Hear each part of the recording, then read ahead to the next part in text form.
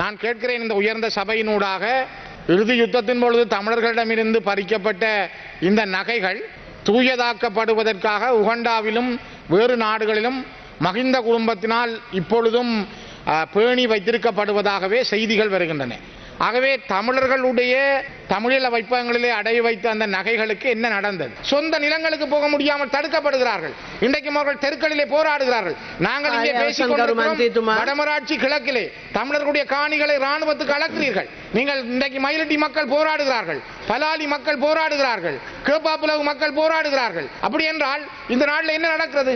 என்ன நியாயம்? உங்களுடைய அரசாங்கம் வந்தும் கூட நீங்களும் ஏன் இதுவரை இன்னும் ஒரு நியாயமான சரியான முடிவை எடுக்க முடியாமல் நீங்கள் தள்ளாடுகிறீர்கள்?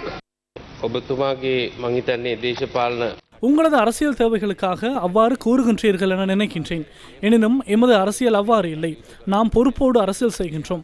யுத்தம் நிறைவுக்கு வந்ததன் பின்னர் 2009ஆம் ஆண்டு முதல் இதுவரையான காலப்பகுதியில் வடக்கு கிழக்கு மாகாணங்களில் 64,663 ஏக்கர் காணிகளை விடுவித்துள்ளோம்.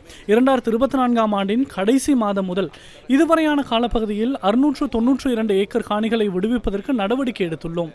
நாம் ஆட்சிக்கு வந்ததன் பின்னர் இந்த காணிகள் விடுவிக்கப்பட்டுள்ளன. அதேபோன்று இந்த வருடத்தின் இதுவரையான காலப்பகுதியில் 377 ஏக்கர் காணியை விடுவித்துள்ளோம். எதிர்காலத்தில் மேலும் 243 ஏக்கர் காணியை விடுவிப்பதற்கான நடவடிக்கைகளை எடுத்துள்ளோம். பலாலி கிழக்கு பிரதேசத்தில் இராணுவ முகாமில் நான் ஏற்கனவே கூறியதை போன்று 234 ஏக்கர் காணி விவசாய நடவடிக்கைகளுக்காக விடுவிக்கப்பட்டுள்ளது. நான் யாழ்ப்பாணத்துக்கு சென்றேன்.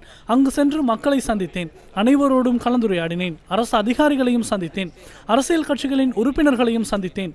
எஞ்சியுள்ள காணிகளை விடுவிப்பது தொடர்பில் அவர்களோடு கலந்துரையாடினேன். මේ ඉඩම් කොහොමද අපි ඉක්මනින් නිදහස් කරන්න කියලාත් අපි කටයුතු කරලා තියෙනවා.